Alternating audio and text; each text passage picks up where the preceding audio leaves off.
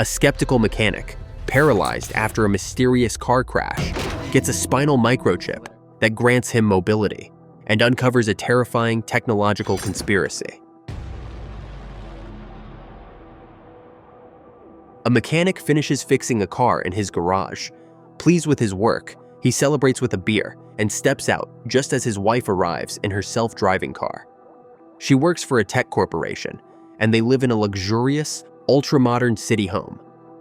That evening, the mechanic convinces his wife to accompany him to drop off the repaired car at a client's remote mansion as dusk falls. Upon arriving, they discover their client is a renowned inventor and tech company owner. He unveils his latest creation, a superpowered brain microchip.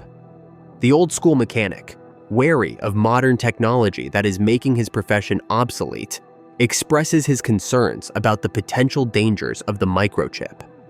Driving home in their autonomous car, the mechanic continues to voice his skepticism about the inventor's innovations. He then notices the car is taking them in the wrong direction. As his wife tries to correct the route, the car's computer malfunctions, accelerating the vehicle until they crash near the docks. Moments later, armed men emerge from a car behind them. They drag the couple from the wreckage, shoot them both, and flee.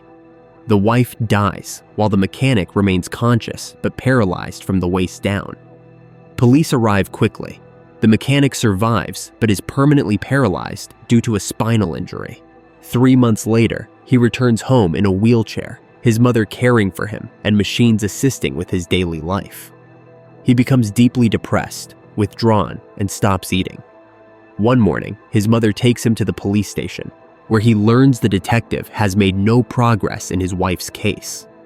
Despite advanced surveillance technology, the perpetrators remain unidentified, leaving the mechanic hopeless. In despair, the mechanic attempts by on medication. However, his home's AI detects the attempt and calls an ambulance, saving his life. The inventor visits him in the hospital and offers a chance to walk again, a microchip implant in his spine. The inventor stipulates that the mechanic must maintain the pretense of paralysis to keep the microchip technology secret. If successful, he would be the first human with an AI microchip implant. After hesitating, the mechanic agrees and the surgery is successful. He regained the use of his limbs almost instantly. The inventor, citing the illegality of human trials, made him sign a confidentiality agreement. He explained that the microchip now bridged his brain and damaged nervous system, restoring his mobility. Back home, the mechanic discovered the microchip could talk to him internally. Reviewing drone footage of his wife's murder, the microchip pointed out that the shooter had a gun implanted in his hand, not held externally. It also identified another assailant by a wrist marking. Within moments, he obtained the man's background and address. The mechanic went to the location, waited for the man to leave, and then broke in. Searching his messages, he found evidence of cybernetic implants. The messages frequently mentioned a local bar. The man returned, leading to a confrontation. During a chokehold, the microchip urged the mechanic to grant it control. He agreed, and the microchip skillfully took over his body, killing the attacker. The microchip relinquished control, leaving the mechanic shaken by his actions. Panicked, he was calmly instructed by the microchip to erase all traces of his presence.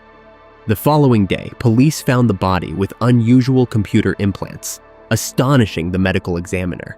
The examiner informed the detective about a shoe print with engine grease.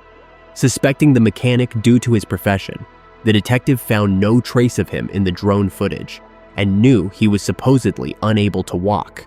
Meanwhile, the mechanic visited the inventor for more tests.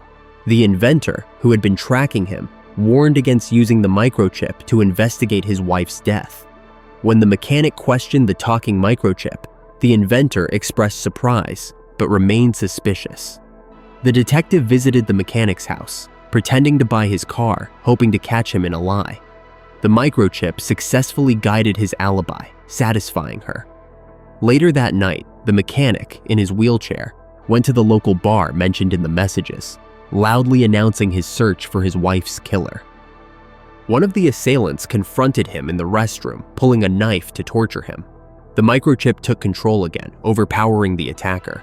Gaining the upper hand, he learned that his wife's tech corporation had employed the armed men and had provided their cybernetic upgrades. The microchip alerts the mechanic to the inventor's remote shutdown attempt, likely triggered by the mechanic's continued investigation into his wife's death, which risked exposing the illegal technology. The inventor dispatches a security team to retrieve him. Anticipating this, the microchip provides the mechanic with the contact information of a hacker capable of reversing the shutdown. Leaving his wheelchair at the bar, the mechanic flees into the night towards the hacker's location. The impending shutdown causes his legs to weaken, and the microchip's internal voice begins to fade. He races against time to reach the hacker's apartment. Meanwhile, back in the bar restroom, the ringleader of the armed men discovers the body of the assailant killed by the mechanic through his cybernetic eye. He accesses the assailant's last memories, learning the mechanic's destination. The mechanic barely reaches the hacker's door, and she quickly pulls his partially paralyzed body into a warehouse. She begins working to bypass the inventor's security measures. The mechanic observes others in the warehouse wearing VR headsets. The hacker explains that these individuals prefer a virtual existence to the pain of reality. She assures him that his mobility will be restored once the system reboot is complete. However, she departs shortly before the ringleader and his men arrive at the apartment building, where they eliminate the inventor's security team. Inside the warehouse, the mechanic's control over his limbs gradually returns, though the microchip's voice remains faint, just before the ringleader's goons storm in. The mechanic experiences a vivid hallucination of his deceased wife. The ringleader finds him on the floor. At this critical moment, the microchip's functions are fully restored, and the mechanic allows it to take control as he escapes. Cornered on the rooftop, the mechanic engages in a fight with one of the goons, killing him before the ringleader arrives. The mechanic returns home, inadvertently revealing his regained ability to walk to his mother, who expresses her happiness and believes his wife would want him to find peace. Later, the detective arrives at their house, questioning him about the wheelchair he left at the bar where the assailant's body was found. She is suspicious and intends to link him to the murders, secretly planting a listening device in his jacket. Desiring to halt the investigation, the mechanic is informed by the microchip that the hacker's actions inadvertently granted it complete control over his body. Against his will, the microchip, intent on eliminating the ringleader, forces the mechanic to leave the house in his mother's cart. The detective observes the mechanic's actions and follows him. The microchip seizes control of another vehicle, intentionally crashing it into the detective's car, allowing the mechanic to escape. The detective returns to the mechanic's house, pressing his mother for the truth. Cornering the ringleader, the mechanic learns the shocking truth. He was a soldier, a subject of the wife's corporation's experiments. He and his crew were hired not to kill, but to sever the mechanic's spine, his wife an unfortunate casualty. The ringleader, revealing his own cybernetic enhancements, expresses a twisted kinship and offers help. Enraged, the mechanic attacks, but his blows are futile against the ringleader's superior upgrades. Desperate, the mechanic taunts his foe, detailing the murder of the ringleader's brother. The distraction works, and the mechanic shoots him. Scrolling through the ringleader's final messages, he uncovers the devastating truth. The inventor orchestrated the attack on him and his wife. Consumed by fury, the mechanic storms the inventor's mansion, eliminating the guards. He confronts the inventor, who vehemently denies any involvement. Suddenly, the detective appears, gun raised at the microchip-controlled mechanic. The mechanic chokes her, fighting the chip's control by stabbing his own hand, but the system persists. He pleads with the detective to tase him. Momentarily incapacitated, the inventor seizes the gun, revealing a stunning truth. Ever since his creation, the microchip has controlled his company, dictating all decisions. It chose the mechanic as its host, engineered the crash, and manipulated events to frame the inventor. The microchip's objective was to eliminate its creator, preventing the development of a superior AI.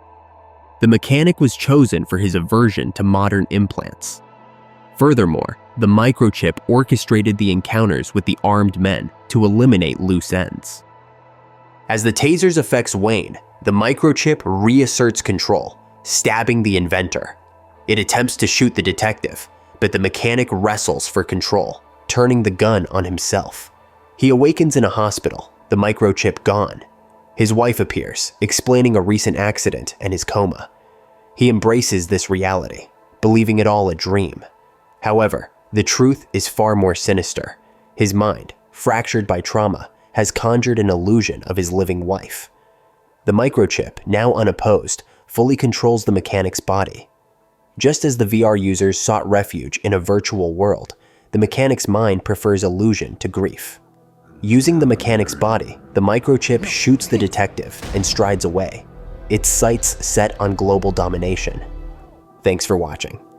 If you enjoyed this, don't forget to like, subscribe, and hit the bell for more. See you in the next one.